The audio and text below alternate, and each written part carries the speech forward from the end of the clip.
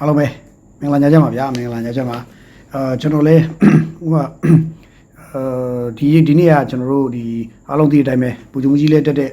multipolar ဘာညာဆိုတဲ့ forum ပေါ့နော်အခုလက်ရှိ2025မြန်မာရဲ့ဟိုပါပေါ့နော်အနာဂတ်ပေါ့နော်ဒီ2025အလွန်ဘိုးဝေယုကဘာမှာမြန်မာနိုင်ငံကကြုံတွေ့လာမယ့်စင်ကုန်များနဲ့အခွင့်အလမ်းများကိုသုံးသပ်ဆွေးနွေးပွဲဆိုတဲ့ခန်းတော်ကိုကျွန်တော်ရောက်နေတာဖြစ်တဲ့ဒီနေ့တူတူရှင်းမပြောပါမယ်အဲ့တော့အဲ့ဒီလေးမပြောခင်ပထမဆုံးပြောချင်တာခါတိုင်းပြောနေကြအတိုင်းပဲမြန်မာနိုင်ငံသားတွေကမြန်မာပြည်တကယ်မချစ်ကြပါဘူးဆိုတဲ့အချက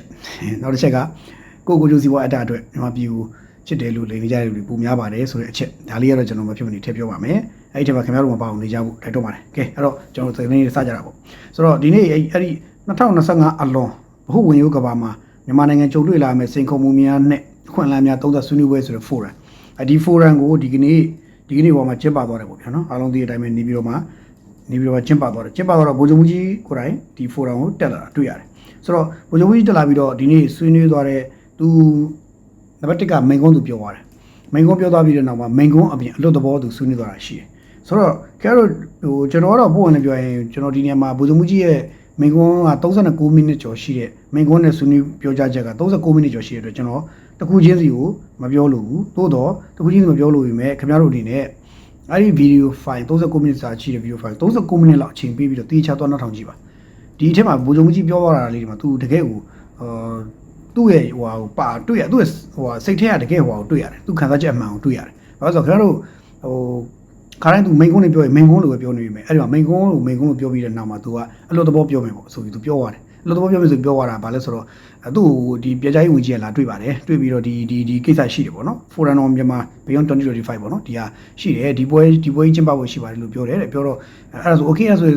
ဟိုကောင်းတာပေါ့လို့သူပြောခဲ့ပေါ့နော်ဒါနောက်တစ်ခါအလုံးမလုပ်ပေါ့ဆိုတော့အဲ့ချိန်မှာနောက်တစ်ခါထပ်ပြီးဝင်ကြီးကပြောတယ်ဗိုလ်ချုပ်ကြီးတက်လာပြီးတော့လာပြီးတော့မိန်ကုန်းလေးပြောစီချင်ပါတယ်ဆိုတော့ဒါလည်း okay တယ်ပေါ့နောက်ဆုံးထပ်ဆင်ပြောတာတော့ဝင်ပြီးဆွေးနွေးစီခြင်းနေဆိုတော့ထပ်ပြောတယ်ပြောတော့ပေါ့လည်းပြောအဲ့ဒါနဲ့သူလည်းဝင်ပြီးတော့ကဲနောက်ဆုံးမထူပါဘူးသူလည်းခေါင်းနဲ့ရှိတဲ့လောက်ဆွေးနွေးပါမယ်ဆိုပြီးတော့သူဒါဆွေးနွေးတော့ပေါ့ဗျာပြောနေပြောတာအဲ့တော့အဲ့ဒီပွဲကဒီနေ့နေပြည်တော်မှာကျင်းပတာဖြစ်တယ်နေပြည်တော်ရဲ့ MICC 1မှာကျင်းပါတယ်အဲ့တော့အဲ့ဒီမှာဒီပါလာတဲ့ forum ကိုပါလာတဲ့သူတွေရဲ့သူတို့ forum ရည်မှန်းချက်ကတော့ရှင်းပါတယ်တခြားပြည်ပနိုင်ငံအသီးသီးမှာရှိတဲ့တကယ်ကျွန်တော်တို့နိုင်ငံပေါင်းစုံပေါ့ဗျာပေါ့လည်းပြောရင်တော့ဒီတရုတ်အိန္ဒိယရုရှားဂျပန်ထိုင်းအီတလီအစရှိတဲ့ပညာရှင်တွေလည်းပါတယ်။နောက်ဝင်ရောက်တက်ရောက်ဆွေးနွေးတဲ့သူတွေထဲမှာလည်းပညာရှင်တွေအများကြီးပါတယ်။တက်ရောက်ဆွေးနွေးတဲ့ဟို panelist တွေပေါ့နော် discussion လုပ်ကြတဲ့ဆွေးနွေးပွဲတွေမှာတော်တော်များတက်ရောက်ကြတဲ့လူတွေများရှိကြပါတယ်။ဆိုတော့သူတို့အားလုံးကလည်းဝိုင်းဝန်းပြီးတော့2025အလွန်မြန်မာနိုင်ငံရဲ့အနာဂတ်ရင်ဆိုင်မယ့်အခြေအနေပါရရှိနေတယ်သူတို့လည်းဝိုင်းဆွေးနွေးကြတယ်။ဆိုတော့ဗိုလ်ချုပ်မှုကြီးလာဆွေးနွေးတဲ့အချိန်မှာပြောတဲ့ဟာက live လွှင့်နေပေါ့။အမှ TV တော့ live လွှင့်နေ။အဲ့ဒီနောက်ပိုင်းဒီပုံမှာဆွေးနွေးတဲ့ကိစ္စကတော့လိုက်မလွင်ဘူးအထက်မှာရှိနေတဲ့သတင်းသမားတွေကြားရတယ်မြင်ရတယ်ပေါ့နော်ဆိုတော့ကျွန်တော်တော့အဲ့ဒီမှာတယောက်ရှိတယ်တက်နေတာဖြစ်တယ်တယောက်ဖြစ်တဲ့အတွက်တက်တဲ့တယောက်ဖြစ်တဲ့အတွက်ကျွန်တော်လည်းကြားရတယ်ရှိပါတယ်ပွင့်လည်းပြောရင်တော့ဟိုရန်ဆွေးနွေးတာတွေကကျွန်တော်တို့ခုနပြောဆိုပေ3000အထက်မှာဆွေးနွေးနေတာဖြစ်တယ်တော့တွေ့ရတယ်ပေ3000အထက်ပေါ့နော်ဆွေးနွေးချက်တွေကပေ3000အထက်ကိုရောက်နေတယ်မြန်မာပြည်သူလူထုကမြေကြီးမှာကတ်နေတာမြေကြီးထဲမှာတွင်းအောင်တူးနေရတဲ့အထင်ရောက်တဲ့အချိန်မှာသူတို့ဆွေးနွေးတာပေ3000အထက်တော့ဖြစ်နေတယ်အဲ့တော့ပွင့်လည်းပြောအထက်နဲ့ရောက်တအားမြင့်လွန်းနေတယ်သူတို့ဟာတွေကအရန်ကိုဘာကလို့ဆိုတော့အကြမ်းမြင့်ဆန်လွန်းတယ်အကြမ်းမြင့်ဆန်တယ်အပေါ်ရန်ဆန်လွန်းတယ်ဒီတကယ်ဟိုနေထိုင်ရမယ့်စနစ်ပုံစံသူတို့သိချာမဆွေးနွေးကြဘဲနဲ့သူတို့ဆွေးနွေးကြတဲ့သူတွေအကုန်လုံးရဲ့အမြင်တွေအားလုံးကလည်းပုံလည်းပြောရင်တော့စာဖတ်ပြီးဆွေးနွေးတဲ့ဟိုမျိုးဖြစ်နေတယ်တကယ်မြေပြင်ချင်းတွေကိုသူတို့ကင်းကွာဖြစ်နေကြဖို့ပေါ်ပါတယ်ဒီလိုထားတော့သူ panelist ရဲ့ဆွေးနွေးချက်တွေကိုကျွန်တော်ဒီလိုပဲကျွန်တော်မြင်တယ်ကျွန်တော်မြင်တယ်လောက်ပဲပြောပြစီဗိုလ်ချုပ်ကြီးရဲ့ဟိုပြောသွားတာလေးတော်တော်လေးကောင်းပါတယ်အဲ့တော့ဗိုလ်ချုပ်ကြီးကမိန်ကုန်းတက်ပြောတဲ့အခါမှာသူ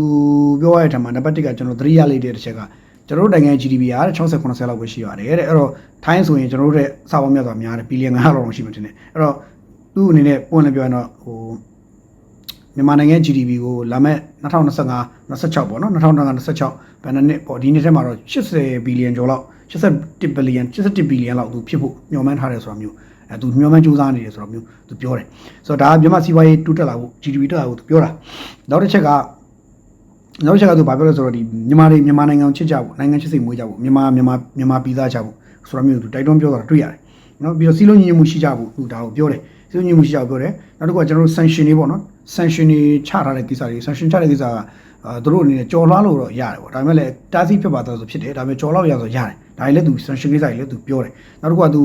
polytechnic ဟိုတက္ကသိုလ်တွေပေါ့နော်ဘာလဲ polytechnic လားအဲ့တက္ကသိုလ်တွေအဲ့ဒါတွေကိုသူအများကြီးထပ်ဖွင့်ဖို့ကြိုးစားနေတယ်ဘာလို့လဲဆိုတော့တိုင်းပြည်မှာပညာတတ်တွေများလာဖို့လို့ပညာရေးအရေးကြီးတယ်ဆိုတော့သူပြောတယ်နောက်လုံခြုံရေးငြိမ်းချမ်းရေး လုံခြုံရေးငြိမ်းချမ်းရေးကိစ္စတွေလည်းသူပြောတယ်လုံခြုံရေးငြိမ်းချမ်းရေးကိစ္စလုံခြုံရေးကိစ္စဆိုလဲဒါဒီဖြစ်နေတဲ့တိုက်ပွဲတွေမှာ तू ကဒီလက်နက်ကင်ဖွဲ့စည်းတွေကို तू ကလက်နက်ကင်ဖွဲ့စည်းတွေနဲ့ပတ်သက်လို့ तू သုံးတာကတော့ယူဆမတူသူတွေလို့ तू သုံးထားတာတော့တွေ့ရတယ်ယူဆမတူသူတ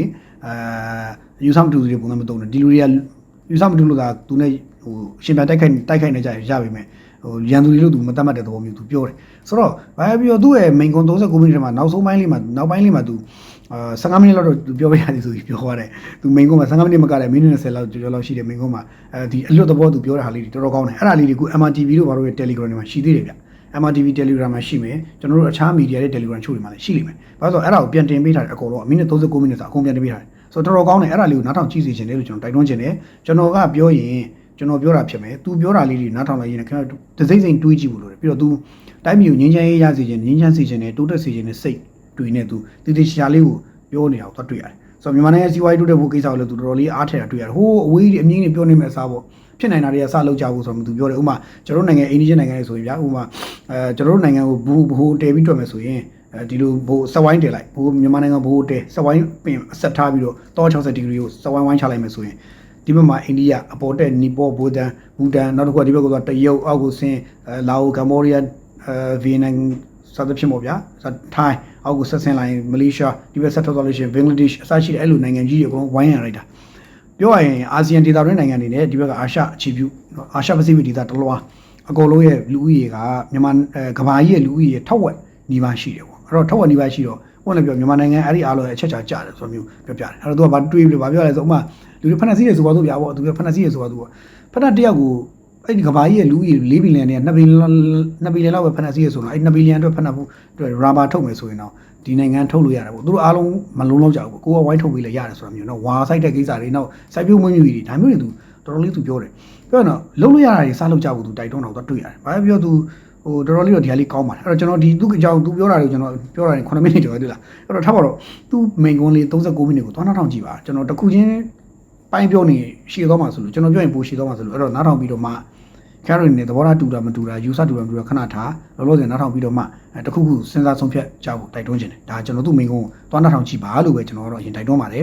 ယ်နော်ကျွန်တော်ပြောရင်ကျွန်တော်ပြောတာပြည့်စုံမှာမဟုတ်ဘူးသူပြောတာလေးတွေတစ်လုံးချင်းကိုယ်တိုင်နားထောင်ပြီးတော့နားနဲ့ဆက်ကြားပြီးတော့မှသူ့မျက်နှာကိုကြည့်ပြီးတော့तू ဘာတွေပြောတာလဲ तू တကယ်ရောစေနာပါရလားမဟုတ်လား तू ပြောတာကိုတခြားကြည့်ပြီးမှခင်ဗျားတို့တူးချင်းရဲ့စိတ်ကဆုံးဖြတ်တာမျိုးလုပ်တင်တယ်ဒါကကျွန်တော်ပို့ဝင်လင်းပြောတာပေါ့နော်နောက်တစ်ခုကဗိုလ်ချုပ်ကြီးကအဲ့မှာ तू လုံခြုံရေးကိစ္စတွေပါညာပြောတယ်ပေါ့လုံခြုံရေးကိစ္စတွေ तू ပြောတဲ့အချိန်မှာကျွန်တော်တခြားတစ်ဖက်မှာသတင်းတစ်ခုရှိတယ်အဲ့ဒါဘာလဲဆိုတော့ BBC တို့ဘာလို့လဲဖော်ပြနေတယ်အဲ့ဒါဘာလဲဆိုတော့ဗိုလ်ချုပ်ကြီးက तू သူ့ရဲ့တပ်မှုတွေပေါ့နော်တပ်မှုတပ်မင်းတွေကို तू ခေါ်ပြီးတော့ဆုံးရှုံးသွားတဲ့နေမျိုးတွေကိုပြန်နိုင်အောင်တိုက်ပေးဆို तू ပြောခဲ့တယ်ပေါ့နိုင်အောင်တိုက်လို့ရှိရင်ယာရုတူမယ်ဆိုတာမျိုး तू ပြောတယ်လို့ BBC တို့ဘာလို့ဖော်တယ်ဟုတ်လားဆိုတော့ဟုတ်ရင်ကျွန်တော်တို့ကြိုက်တယ်ဘာကြောင့်ဆိုတော့ဒီတိုင်းပဲသွားမှာဆုံးရှုံးသွားတဲ့နေမျိုးဥပမာထားပါတော့ရကဲထားပါတော့ကျွန်တော်ကဗိုလ်ချုပ်ကြီးအဲ့လိုပြောခဲ့တယ်ဆိုရင်တကယ်ဟုတ်တယ်ဆိုရင်မှန်တယ်ကျွန်တော်ဒါကိုလက်ခံတယ်ကြိုက်တယ်ကောင်းတယ်ဟုတ်ခဲ့တယ်ပေါ့နော်ဟုတ်မဟုတ်ကိုတော့ BBC ကလည်းသူလည်းဖွာထားတာဖြစ်တယ်သူလည်းဟုတ်ချင်ဟုတ်မမိုးချင်မဟုတ်ဘူးဒါဗိုလ်ချုပ်ကြီးကလည်းပြောရင်ပြောသည်ဖြစ်စေမပြောသည်ဖြစ်စေဒါပေမဲ့ဒီလိုပြောလာခင်ကောင်းတယ်ကျွန်တော်ကဘာလို့လဲဆိုတော့တစ်ချက်ထားပါတော့ဆုံးရှုံးသွားတဲ့နေမျိုးရခိုင်ပြည်နယ်ပဲထားပါတော့ရခိုင်ပြည်နယ်ကိုစစ်တိုင်းမှုတယောက်ကိုခေါ်မယ်တိုင်းမှုတယောက်ကိုခေါ်မယ်နောက်တိုင်းမှုကိုခေါ်မယ်နောက်တိုင်းမှုအောက်ကဒူတိုင်းမှုအဆင့်ပုဂ္ဂိုလ်ဘုံချုပ်တွေကိုခေါ်မယ်နောက်ဘုံမှုကြီးအဆင့်တွေခေါ်မယ်နောက်ကာနယ်တွေခေါ်မယ်နောက်ဒုဘုံမှုကြီးအဆင့်တွေပေါ့နော်left color ကာနယ်တွေပေါ့နော်သူတို့ခေါ်မယ်ခေါ်ပြီးရင်သူတို့ခေါ်ပြီးတော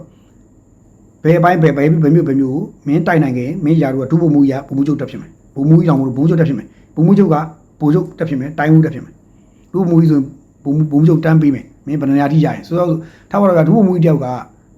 ကရခိုင်ပြည်နယ်တစ်ခုလုံးပြန်ရအောင်သူဥဆောင်တိုက်သွားတယ်ဆိုရင်အဲ့ဒုဘုံမှုကြီးကိုဘိုလ်ချုပ်တော်တန်းပေးတယ်ဒီလိုမျိုးကျွန်တော်အားပေးတယ်နော်အဲ့ဒါအားပေးတယ်ဥပမာရှမ်းမြောက်ကို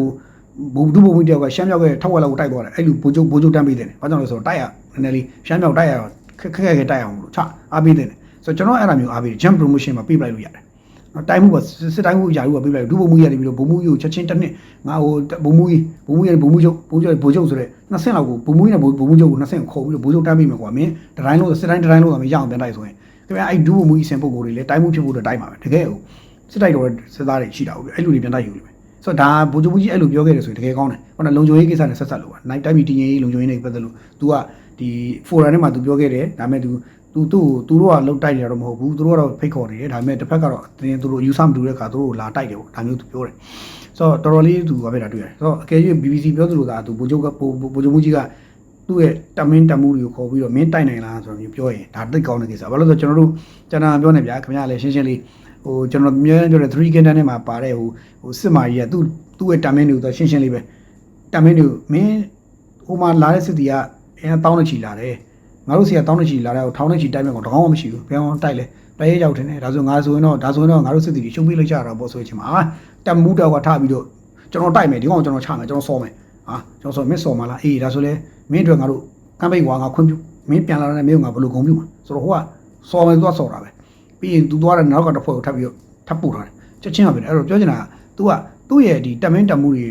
ဟိုပို့ပြီးတော့လှုပ်ချင်ခံချင်သေးဖြစ်လာအောင် तू လောရမယ်တာဝန်ဘူဂျုံမူကြီးတန်းဆောင်မယ်ဆိုရင်ကျွန်တော်ပုံလုံးချိန်သေးတယ် BBC တို့ဘာလို့ရေးတိုင်းဖြစ်ပုံလုံးချိန်သေးဒါကောင်းတယ်လို့ကျွန်တော်ပြောချင်တယ်ဒါစစ်သားလို့လုပ်လာတယ်လို့ခေါ်တယ်အဲ့သိကောင်းတဲ့ကိစ္စလို့ကျွန်တော်တို့ဟို